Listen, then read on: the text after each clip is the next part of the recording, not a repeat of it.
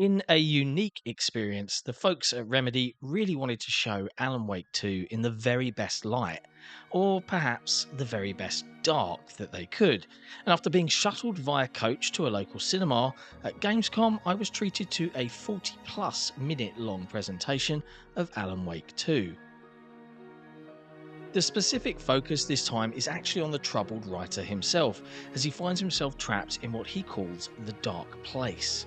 We've already seen a pretty good look at the other side of the game earlier in the year as we followed FBI agent Saga Anderson investigating strange murders in the town of Bright Falls.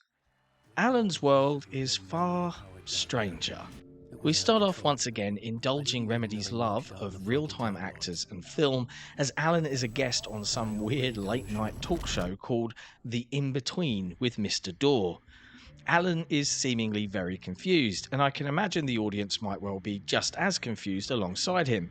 But regardless, I was absolutely intrigued, and I can't wait to unravel the mysteries of Alan's predicament. The gameplay portion of the demo was running on PC with all of the trimmings, bells and whistles in place, and featured some of the best path trace lighting I've seen to date. It's worth mentioning, and I did ask, none of the ray tracing shown here is coming to console on either the Series X or its little brother. This twisted version of New York was an impressive real-time graphical powerhouse, and once again really showed off how versatile Remedy's Northlight engine is. The entire environment oozed atmosphere, with elements of Alan's psyche peeking through in road signs and occasional graffiti. It's not an open world, but the streets of Alan's twisted New York feel alive and incredibly dangerous. In the guided presentation, Alan meets Detective Alex Casey, a detective-type character who Alan has previously written novels about, who in a fun meta twist is wearing the face of Remedy boss Sam Lake. I don't want to spoil too much story stuff here, but things get super weird, and it's here we start to learn that as much as Alan is trapped here, he can influence things in unique and surprising ways. First of all, light and shadow play a massive part in navigating the world.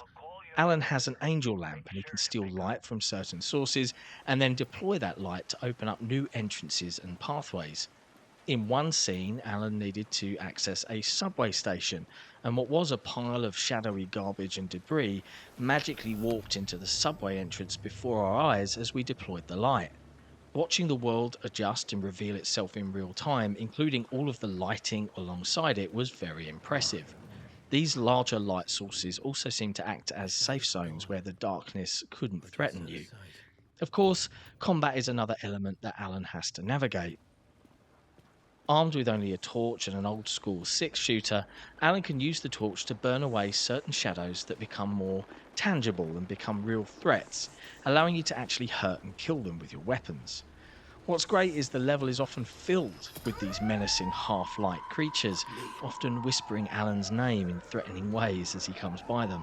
Not all of them come to life, and some will advance towards you, and it can really make the player feel very on edge. Best bring a spare pair of pants with you on this adventure. You'll need them. Outside of these more tangible puzzles of light and dark, Alan is a writer, and Remedy have really leaned into that aspect of the character this time around. As Alan discovers new locations and clues, he effectively is uncovering more of the plot and story of the pages of a book he can't remember writing. He can visit his mind palace or writer's room at any time and change up what plot points and clues can go where. From what I understand, there's always a correct combination of locations and plot points, but the game still lets you experiment and investigate. It gives a real sense of ownership into Alan's world and truly lets the player figure things out on their own. One of the most haunting examples of this is when Alan, deep underground in this subway, comes across a crashed train, its doors sealed, the carriages buried under rubble and debris. He links the location to a murder cult from his stories within the writer's room, and suddenly the train is open, having been set alight with the passengers trapped inside. The player can navigate through, but strewn throughout the aisles and seats of the train are the charred and ashy remains of the victims. Of course, Remedy took the opportunity to let us hear their screams as we make our way through.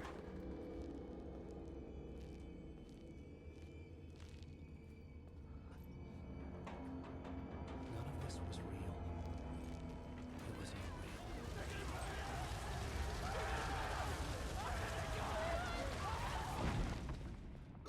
It was chilling stuff. It's been a long while since I played Alan Wake and the American Nightmare mini-sequel back on Xbox 360. Now, over a decade later, being able to return to this world is a tantalizing prospect, and it's clear that Remedy are bringing all of their talent and experience to bear for Alan Wake 2. This is the ritual to lead you on. Your friends will meet him when you're gone. There are elements of Quantum Break. There was a great cameo from Sean Ashmore that was there during the demo, as well as the weird of the fantastic Control. Horror games aren't normally my thing, but there's enough intrigue and strangeness here to make me more than willing to join Alan in the dark place and see if together we can find a way out. Alan Wake 2 releases October 27th, available as a digital purchase only. We'll bring you our review closer to the time.